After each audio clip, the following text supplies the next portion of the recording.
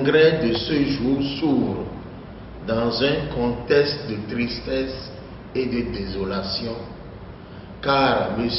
Avancé Virgile, journaliste de profession, autrefois sur la radio Soleil FM, est gardé à vue à la brigade criminelle pour diffusion de fausses informations. Ceci se passe depuis le mardi passé et on nous apprend qu'il serait en route pour être présenté au procureur spécial près de la Criette. Une fois encore, la liberté de la presse est mise en berne. Le droit à l'information est hypothéqué. Nous attendons de vos travaux de fortes résolutions pour exiger immédiatement la libération de Avancé Virgile. Le Bénin ne doit pas vivre en vase clos. Hier, c'était la Cour africaine des droits de l'homme et des peuples qui a condamné le Bénin dans une affaire opposant l'État béninois au président Adjavon. Où en sommes-nous dans l'exécution de cette décision par l'État béninois? On en était là lorsque l'Organisation internationale du travail déclare toutes les mascarades orchestrées contre l'exercice du droit de grève par le régime de la rupture en violation de la convention du BIT ratifiée par le Bénin. Où en sommes-nous dans le respect et l'exécution des décisions rendues par l'Organisation internationale du travail? Et pour bafouer l'institution, le gouvernement a enfoncé le clou en élargissant l'interdiction du droit de grève à d'autres secteurs, continuant ainsi de violer allègrement la Convention de Genève.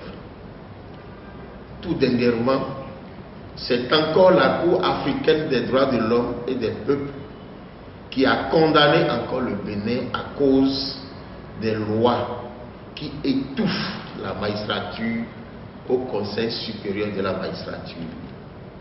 Où en sommes-nous dans le respect et l'exécution de cette décision de cette Cour? Au regard de tout ce qui précède, l'image du Bénin est ternie au plan régional et international. Et cela devrait occuper les débats de vos travaux. Et nous attendons de fortes résolutions pour amener le gouvernement du Bénin à revoir sa copie. L'image du Bénin en dépend. L'actualité dominante cette semaine est la révalorisation des salaires. Les travailleurs de la fonction publique perçoivent déjà leur salaire sur la base de cette révalorisation. Le congrès de ce jour doit aider les travailleurs à comprendre le mécanisme. C'est notre rôle en tant que syndicalistes. Les travailleurs doivent comprendre ce qui s'est réellement passé.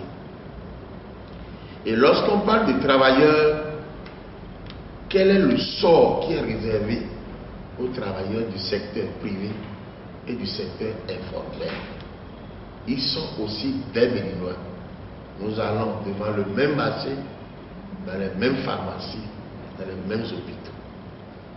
À quand la réduction des factures d'électricité et d'eau, le gaz domestique, les produits de première nécessité?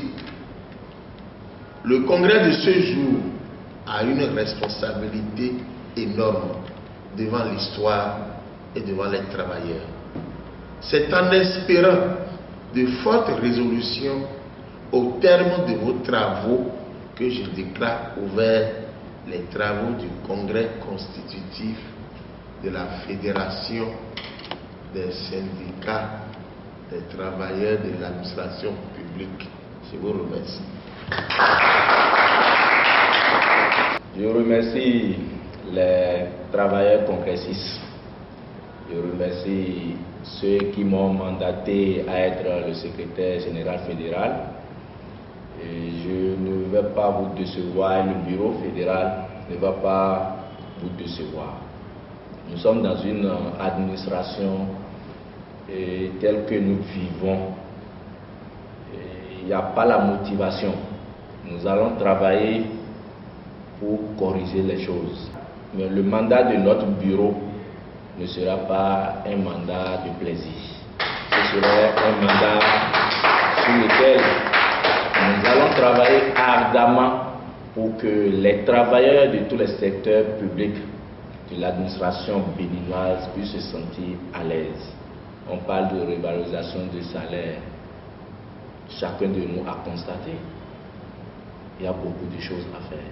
Ce qui tient réellement à chacun de nous, c'est l'augmentation du point indiciaire. Et ça va nous impacter plus pour travailler. Ça va nous motiver. Nous sommes dans l'administration où les dirigeants ne nous considèrent pas. Mais quand ils échouent dans leurs réformes, c'est en ce moment-là qu'ils prêtent un peu l'oreille à nos écoutes. Donc, chers travailleurs, je nous invite à mieux s'armer pour affronter l'ennemi. L'ennemi qui est là, tout le monde le connaît. C'est la grande bourgeoisie et la bourgeoisie moyenne. Nous qui sommes de la petite bourgeoisie, nous allons travailler réellement pour que chacun de nous puisse évoluer, puisse trouver ce compte, pour que nos familles respectives puissent s'en sortir mieux.